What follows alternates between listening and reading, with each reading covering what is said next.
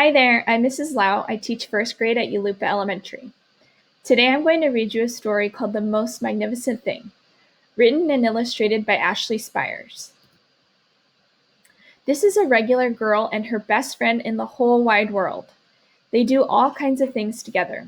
They race, they eat, they explore, they relax. She makes things, he unmakes things. One day the girl has a wonderful idea. She is going to make the most magnificent thing. She knows just how it will look. She knows just how it will work. First, she hires an assistant. Next, they gather their supplies. They set up somewhere out of the way and get to work.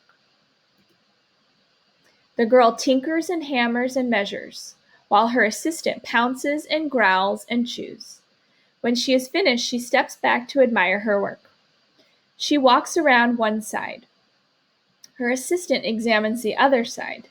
It doesn't look right. Her assistant picks it up and gives it a shake. It doesn't feel right either. They are shocked to discover that the thing isn't magnificent or good. It isn't even kind of sort of okay. It is all wrong. The girl tosses it aside and gives it another go. She smooths and wrenches and fiddles. Her assistant circles and tugs and wags. When she is finished, she stands up and takes a long look at it. Her assistant gives it a nudge with his paw. The thing is still wrong. She decides to try again. The girl saws and glues and adjusts. She stands and examines and stares. She twists and tweaks and fastens. She fixes and straightens and studies. She tries all different ways to make it better. She makes it square. She makes it round. She gives it legs. She adds antennae. She makes it fuzzy. She makes it long, short, rough, smooth, big, small.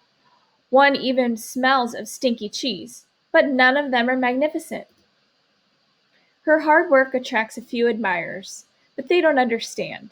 They can't see the magnificent thing she has in mind. She gets mad. The angrier she gets, the faster she works. She smashes pieces into shapes. She jams parts together. She pummels the little bits in. Her hands feel too big to work, and her brain is too full of all the not right things.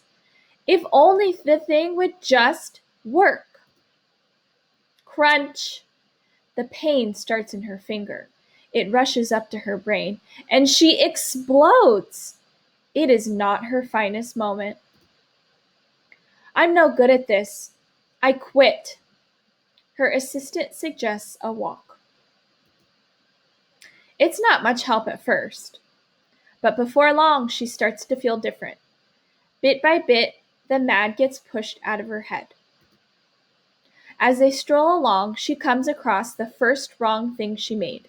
The bad feelings are about to start all over again. Then she notices something surprising.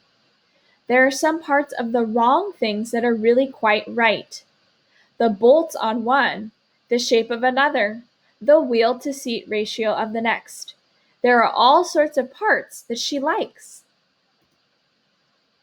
By the time she reaches the end of the trail, she finally knows how to make the thing magnificent. She gets to work. She works carefully and slowly, tinkering, hammering, twisting, fiddling, gluing, painting. Her assistant makes sure there are no distractions. This is the perfect thing to ward off bears. This will stop that leak. This one's all wet. The afternoon fades into evening. Finally, she finishes. She alerts her assistant. The pair take a good long look. It leans a little to the left, and it's a bit heavier than expected. The color could use a bit of work too, but it's just what she wanted. They climb aboard and take it for a spin. They are not disappointed. It really is the most magnificent thing. I hope you enjoyed the story. Happy reading!